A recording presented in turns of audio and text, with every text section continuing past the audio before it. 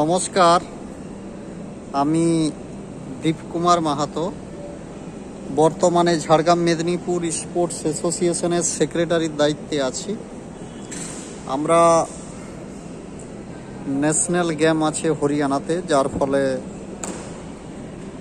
এই হচ্ছে বাস। দেখুন, বাসে প্যাসেঞ্জারদেরকে নিয়ে আসছে। বহু দাঁড়িয়ে আছে, দেখুন এই যে প্লেন। এটা হচ্ছে কলকাতা আন্তর্জাতিক বিমানবন্দরের ছবি।